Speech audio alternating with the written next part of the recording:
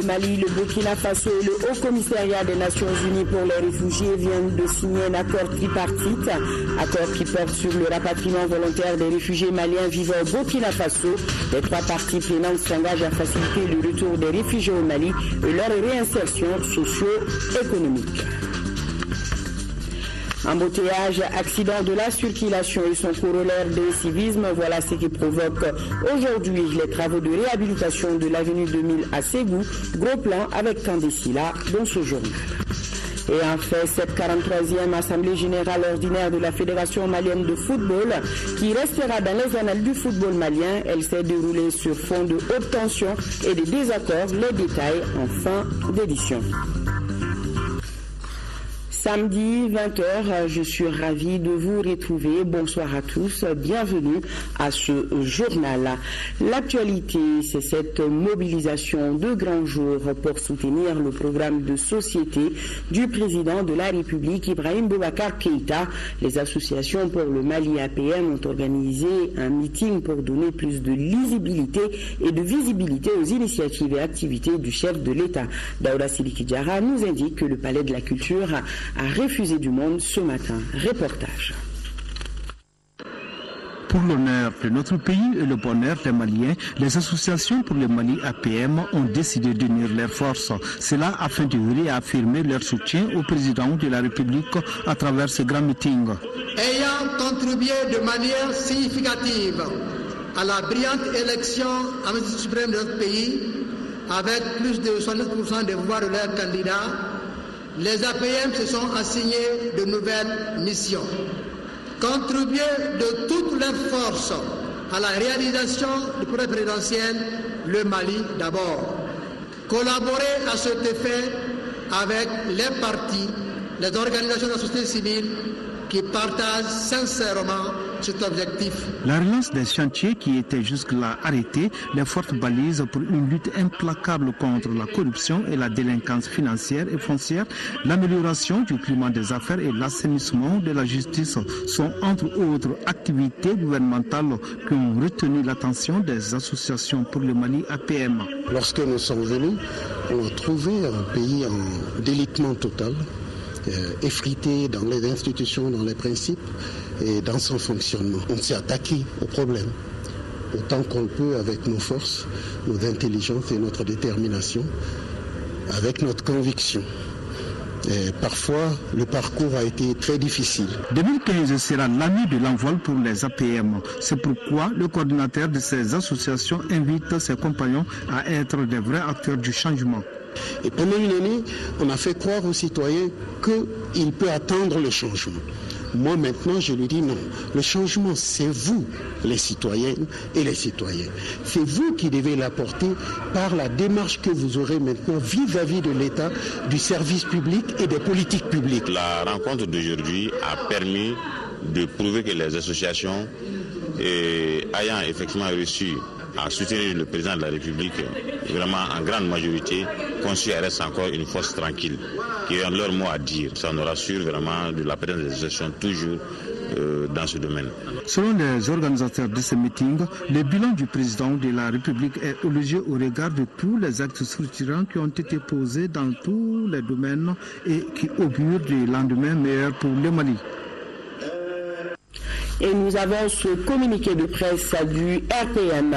Le Bureau politique national du Rassemblement pour le Mali, BPN-RPM, prend acte et se réjouit de la nomination de Modibo Keïta comme nouveau Premier ministre, chef de gouvernement.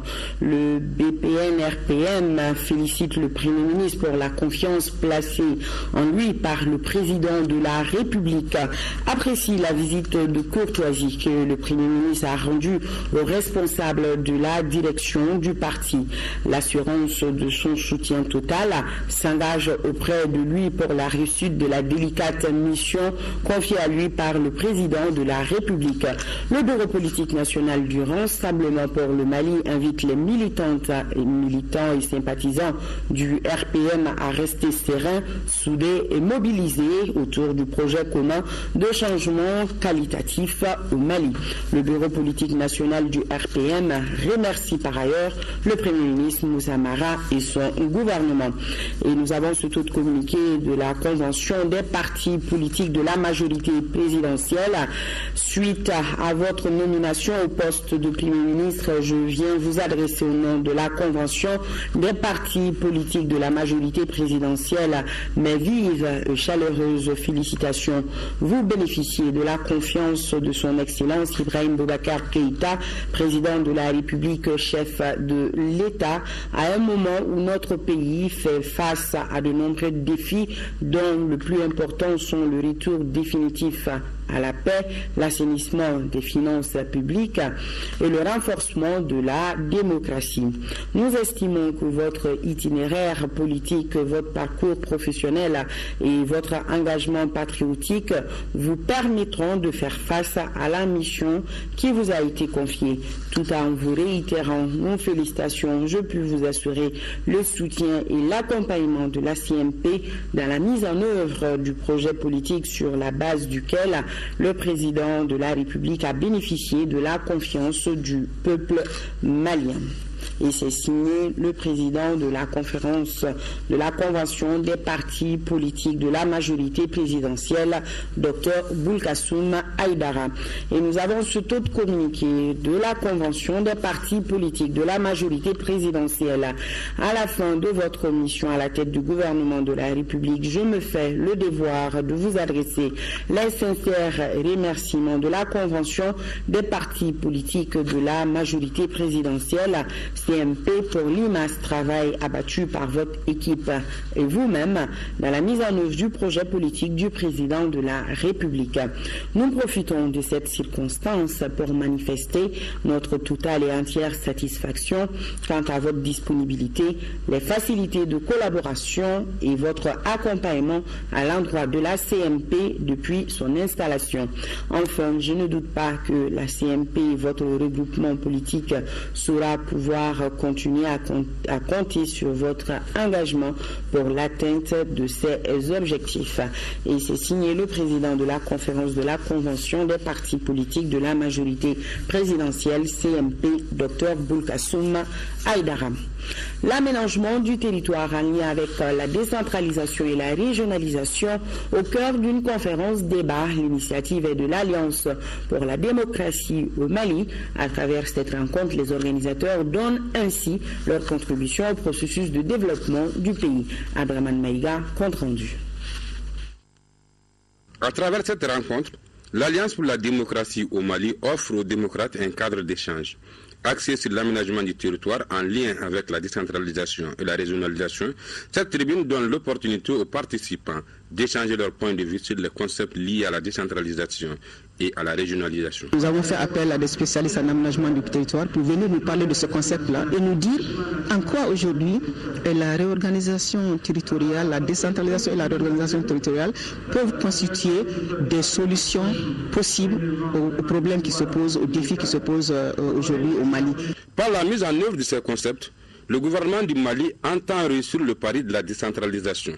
La réussite de ce processus passe forcément par une maîtrise par le citoyen des enjeux de ce processus amorcé en 1996 avec pour objectif favoriser le développement intégral du Mali. Ce genre de débat est extrêmement utile parce qu'il nous permet effectivement non seulement de comprendre le point de vue des autres, mais aussi d'enrichir les nôtres aussi pour nous faire une meilleure idée de ce qu'on pourrait faire pour notre pays, de ce qu'on pourrait tirer des potentialités de notre pays. En organisant cette rencontre sur le trio aménagement du territoire, décentralisation et régionalisation, l'Alliance pour la démocratie au Mali veut recueillir les préoccupations des démocrates en vue de dégager une feuille de route pour le prochain rendez-vous du dialogue intermalien à Alger. Ça ne peut pas être une réforme imposée, ça doit être une réforme largement partagée, largement comprise par les populations maliennes. C'est la seule façon à nos yeux de construire une paix durable avec tous les Maliens, de quelques origines qu'ils soient, de quelques ethnies qu'ils soient et de quelques localités maliennes qu'ils soient. La présente rencontre se tient juste une semaine après celle portant sur le thème la démocratie malienne, forces et faiblesses. À travers cette série d'activités, l'Alliance pour la démocratie permet aux cadres de se prononcer sur les sujets d'intérêt national conscients des préoccupations de l'heure. Et nous poursuivons avec les communiqués suite à la nomination du Premier ministre. L'ADEMA PAJ, le collectif des jeunes candidats à l'élection présidentielle de 2013, CPC, Convention des partis politiques de la majorité présidentielle, CMP, l'Union des forces démocratiques, UFD, l'Union pour la démocratie et le développement, UDD, le Congrès national d'initiative démocratique, SNID Faso Iriwaton, la Confédération malienne du travail CNT, le bureau politique national du parti ANCD Mali et l'Alliance des forces démocratiques pour le Mali. Tous saluent le Premier ministre sortant Moussa Mara pour le travail accompli et félicitent le nouveau Premier ministre Modibo Keïta pour la grande confiance placée en lui pour diriger le gouvernement du Mali en cette période de crise. En 5e région, la ville de Ténékou a été attaquée jeudi dernier par des hommes armés non identifiés encore. Ils ont pris pour cible principale le gouverneur de la région à la tête d'une délégation venue apaiser les populations par rapport à leur sécurité et celle de leurs biens. Mais grâce à la promptitude de l'escorte qui accompagnait la délégation, les assaillants ont été mis en déroute. Pas de pertes en vies humaines ni de blessés. Le reportage de Yacouba Maïga. Des rumeurs qui faisaient état depuis quelques jours de l'imminence d'une attaque de la ville de Ténékou après celle de Nampala et Djoura se sont finalement avérées fondées. C'est en cet après-midi du jeudi 8 janvier 2015 aux environs de 15 heures que la ville a fait l'objet d'une attaque par des hommes lourdement armés dont les identités et les nombres restent à déterminer. Ils ont pris pour cible principale la délégation du gouverneur de la région de Mopti en pleine réunion avec les autorités locales et la société civile sur la situation sécuritaire de cette zone en proie à une insécurité permanente qui entrave depuis 20 ans les efforts de développement. Mais heureusement, la promptitude et la bravoure de l'escorte militaire ont permis de contrer les assauts des assaillants qui se sont finalement enfuis. En termes de bilan, on ne déplore aucune perte en vies humaines ni de blessés, mais quelques dégâts matériels, notamment sur le réseau de téléphonie mobile d'Orange Mali. Je profite de cette occasion pour encore demander aux populations de garder leur sérénité, d'avoir confiance au gouvernement, d'avoir confiance aux forces armées. Mais je voudrais aussi leur demander de collaborer avec les forces qui seront désormais en place. Parce que sans l'information, sans cette collaboration, tout effort de notre part sera voué à l'échec. Ceci est la condition et la seule condition qui nous permettra de venir à bout de ces mécréants. À présent, le calme est revenu dans toute la ville et les populations vaquent tranquillement à leurs affaires. Une occasion saisie par le chef de l'exécutif régional pour rendre un hommage mérité aux forces de défense et de sécurité et inviter tous les fonctionnaires à reprendre le service. Déjà, un important dispositif des forces de défense et de sécurité a été mis en place pour la sécurité des personnes et de leurs biens. Le chef d'état-major de l'armée de terre a effectué ce vendredi une visite au centre d'instruction Boubacar Sadassi de Koulikoro. Les détails, c'est avec Brahima Kouné.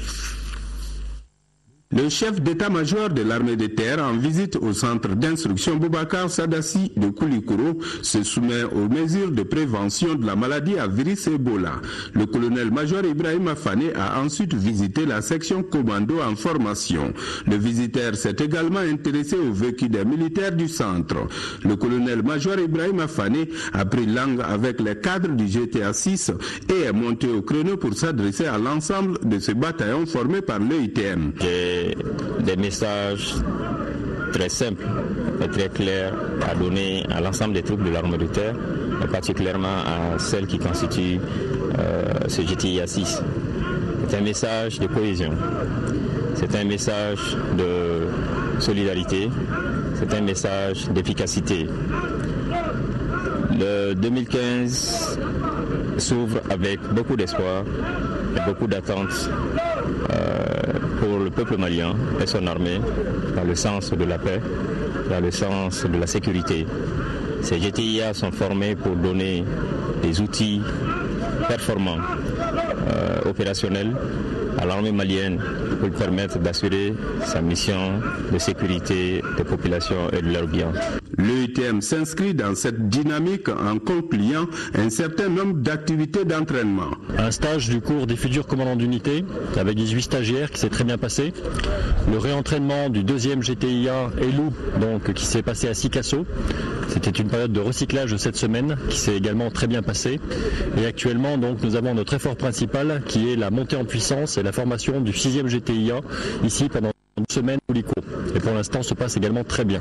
Cette visite contribue donc à galvaniser le commandant du GTA 6 qui joue sa partition avec comme maître mot le succès, la détermination et le courage. Une minute de silence a été observée à la mémoire de tous ceux qui sont tombés sur le champ de l'honneur. La réforme du secteur de la sécurité fait l'objet d'une rencontre à Tombouctou. Le département en charge a dépêché une mission de sensibilisation pour expliquer les réformes entamées par le gouvernement et ses partenaires. Les explications de Yéa Kandina. En organisant cet atelier régional d'appropriation sur la réforme du secteur de la sécurité, le département en charge de la sécurité veut ainsi écouter tous les acteurs pour une meilleure implication. Dès leur accession à la tête de l'État, les nouvelles autorités ont-elles pris le problème de développement global et partant celui de la sécurisation à bras le corps. C'est ainsi que le président de la République a instruit le gouvernement d'élaborer un programme d'action sur la période 2013-2018. Ce programme d'action, adopté en novembre 2013, comporte 6 points, dont le second porte sur la sécurité des personnes et de leurs biens. La rencontre a mobilisé les autorités politiques de la région, administratives, officiers des forces armées du Mali et ceux des forces alliées. Les échanges ont permis aux participants de poser des questions sur la nouvelle réforme de l'armée. Au Mali, eu égard aux enjeux et défis au plan sécuritaire de notre position géographique, nos hautes autorités ont fait très tôt de la question sécuritaire une priorité dans la stratégie nationale de développement du pays.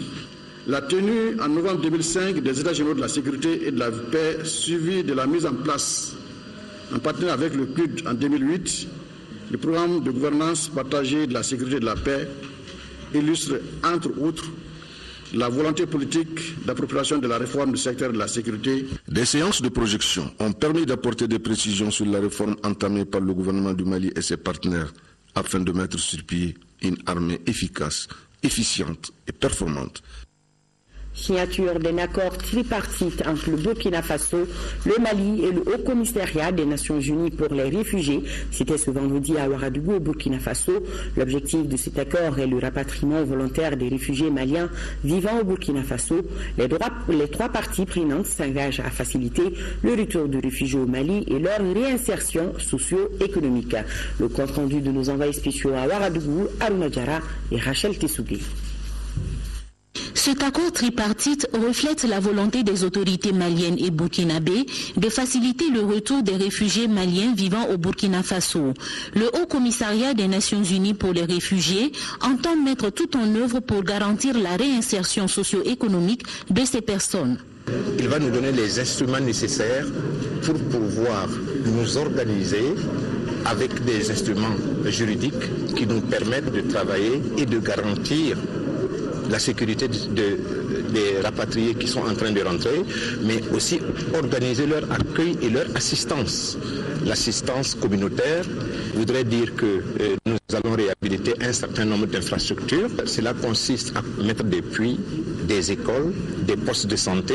Le gouvernement du Burkina Faso s'engage à garantir l'asile et la protection internationale pour ceux qui n'auraient pas encore opté pour le retour, ainsi qu'aux nouveaux réfugiés maliens. Dans le cadre de cet accord, nous allons leur donner la possibilité de partir librement et volontairement dans leur pays s'ils le veulent.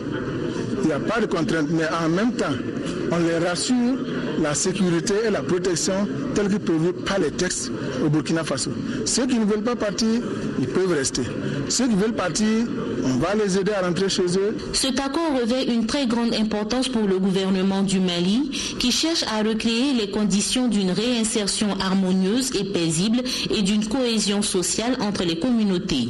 Le département ministériel que j'ai en charge participe à la mise en place des structures d'accueil et de réinsertion des déplacés internes et de rapatrier au niveau de leur localité d'origine dans la sécurité et la dignité. Le gouvernement du Mali remercie le gouvernement burkinabé de son implication dans la recherche de la stabilité au Mali et pour toute l'attention réservée aux réfugiés maliens vivant sur son territoire. Permettez-moi aussi de saluer le Haut Commissariat des Nations Unies pour les réfugiés. Notre gouvernement apprécie hautement toute son action et s'engage à raffermir davantage les rapports de collaboration. Actuellement, ils sont 32 000 hommes et femmes qui, pour la plupart, ont le désir de revenir au Mali. Suite à la disparition des journalistes de Charlie Hebdo mercredi dernier à Paris, la Maison de la Presse du Mali a ouvert aujourd'hui un livre de condoléances. La démarche permettra à tout un chacun d'exprimer sa compassion au peuple français tout en réitérant son soutien à la liberté d'expression. Tel est en tout cas l'objectif visé, nous dit le président de la Maison de la Presse du Mali, Dramane Aliou Koné, qui est au micro de nous aussi secours. On ne peut pas comprendre que les individus pour des décès inavoués, parce qu'on ne peut pas dire que c'est pour la religion, c'est pour leur propre désir, c'est des malades, c'est des fous qui, dans leur folie, ont décidé d'estimer toute une action. Et aujourd'hui, je pense qu'on ne peut que sentir du mépris, de la haine vis-à-vis de ces gens qui viennent de porter un coup grave, pas à la presse, mais à l'humanité toute entière. Parce que Charlie Hebdo, c'est avant tout un jeune combattant pour la liberté de la presse, pour la liberté d'expression, pour la liberté tout court. Nous ne pouvons être que sidérés, évulsés, nous ne pouvons être que révoltés. Mais le plus important, ce n'est pas ce qui s'est passé, c'est ce qui va se passer après. Parce que notre ennemi principal, ce n'est pas les terroristes, ce n'est pas les djihadistes, c'est la peur. Et si on a peur, on va se coucher. Si on couche, on nous donne notre métier. Nous sommes conscients qu'on mène un métier assez difficile, parfois mortel, mais ça vaut la peine d'être mené. Ce métier est passionnant, exaltant. Nous allons mener comme nous pouvons, avec nos moyens, nos types, parce que la démocratie a besoin de ça, le monde a besoin de ça. Tous les êtres humains ont droit à être informés, ont droit à parler, ont droit à s'exprimer. Et c'est pour ça que nous sommes engagés dans ce métier. La maison de la presse, l'ensemble de la presse malienne, s'est heureusement engagé dans ce combat et fera tout pour que nous puissions préserver cet acquis important. C'est pourquoi nous pensons que ce registre de cordon-là doit être signé par tous et toutes qui pensent que notre liberté de presse, notre liberté tout court, doit être un luxe qu'il faut préserver. Et le président du Haut Conseil des Maliens de France lance un appel pressant à la communauté malienne de France de se joindre massivement à la manifestation pour l'unité nationale qui aura lieu demain dimanche 11 janvier 2015. Tous les membres du bureau et des commissions sont priés de prendre toutes les dispositions pour se retrouver à un lieu qui leur sera communiqué la veille. Place au grand format de ce journal, la direction Ségou, où ça klaxonne beaucoup maintenant, précisément sur l'avenue 2000. Les usagers ne savent plus où donner de la tête. En cause, les travaux de réhabilitation de l'avenue. Et selon Kandisila et Karamoro Traoré de l'ERTM Ségou qui se sont intéressés à la question, l'incivisme tient une bonne place dans ce total tohu-bohu. Suivons ensemble. Ce blocage de la circulation n'est pas une simulation sur l'avenue de l'an 2000 à Ségou. C'est un vécu quotidien depuis le démarrage des travaux de cette voie qui fera de Ségou une vitrine. Ces travaux consistent au renforcement de cette route en 2x2 voies, à la mise en place de nouvelles couches de base en gravelure latérique améliorée au ciment, d'un revêtement en béton ainsi qu'à la construction des ouvrages d'assainissement et la mise en place des équipements d'éclairage public. Ces travaux ont coûté à l'État plus de 10 milliards de francs CFA. Cependant, force est de constater que ces travaux occasionnent de plus en plus d'accidents de circulation.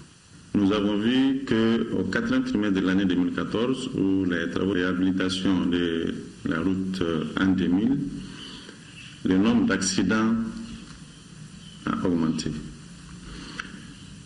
Parce que, habituellement, la moyenne est entre 50 et 55 pour les accidents de circulation par mois. Mais pour le seul mois de décembre, nous avons enregistré 92 sorties uniquement pour les seuls accidents de la circulation et qui impliquent généralement les engins à 2 roues ou des charrettes ou les engins à 4 roues. La cause principale qu'on connaît aujourd'hui, c'est l'incivisme. Incivisme, oui, mais aussi immobilisme et indifférence totale.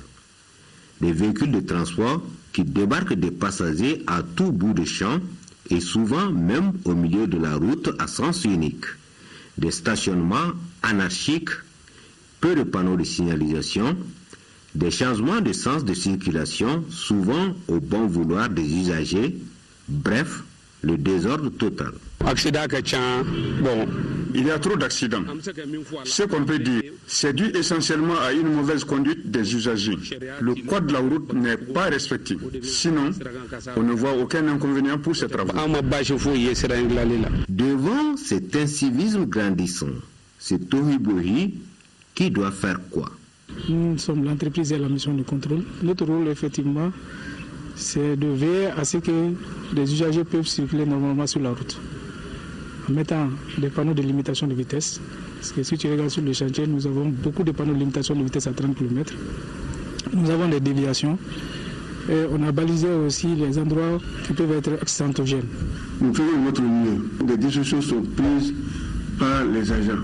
Mais on ne peut pas mettre un agent au niveau de chaque carrefour à ce niveau-là. À l'heure où je vous parle, nous avons informé qui de droit de sensibiliser et d'informer la population sur l'excès de vitesse et d'être très prudent. Je lance un appel aussi à la population pour leur comportement et de respecter quand même les panneaux, parce qu'il y a plein d'usagers qui roulent et qui ne respectent pas quand même les panneaux de signalisation que l'entreprise met. Mais encore, il faut le dire, les panneaux doivent être renforcés. Des mesures urgentes s'imposent pour que cette avenue reste conforme à sa mission qui est d'offrir les commodités nécessaires pour le développement de la région. Du sport dans ce journal. D'abord, parlons de la tenue ce matin de la 43e Assemblée Générale Ordinaire de la Fédération Malienne de Football. Selon Siragatou Sissé, les travaux s'y sont déroulés dans un climat de haute tension et de désaccord. Il nous précise que cette Assemblée Générale restera dans les annales du football malien. Les détails, c'est dans ce reportage. La 43e Assemblée Générale Ordinaire de la Fédération Malienne de Football, annoncée comme étant celle de l'apaisement et de la réconciliation des acteurs de football, à quelques jours de la CAN Guinée équatoriale 2015, a débouché sur un clash, malgré l'appel à l'union pour le développement de notre sport roi. Hier, ça a été le sacrifice de ces aînés. Aujourd'hui, c'est le sacrifice des plus jeunes qui est demandé. Ceux qui devront, dans quelques jours, nous représenter à la compétition continentale de la Coupe d'Afrique des Nations. Donc à cet égard, pourquoi ne ferions-nous pas l'union sacrée autour de ces jeunes sur l'échiquier africain et international? Le Mali doit pouvoir faire ses preuves. Après un peu plus d'une année d'exercice au service du football, la FEMAFOOT est parvenue à qualifier 3 sélections nationales dans les compétitions continentales.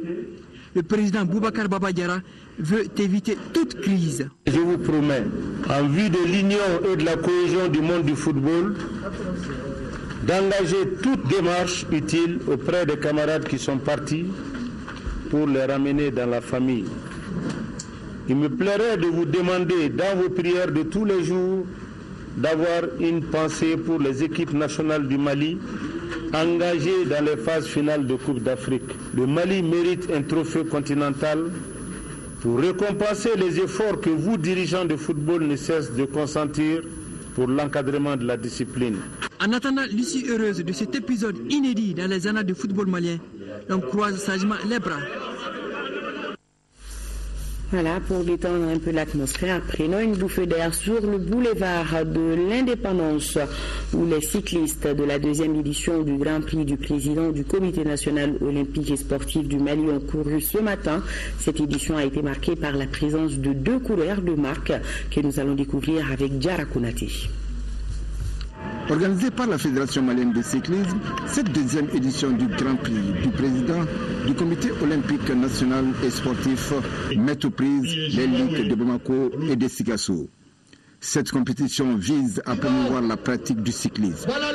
En présence de plusieurs responsables sportifs et des fans du vélo, une vingtaine de coureurs dans la catégorie des juniors sont aux prises.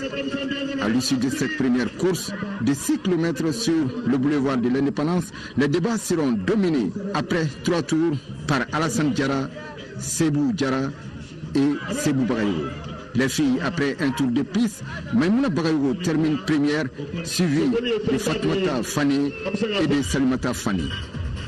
La seconde course réservée aux seniors est disputée par 46 concurrents sur 111 km 500, avec 4 étapes.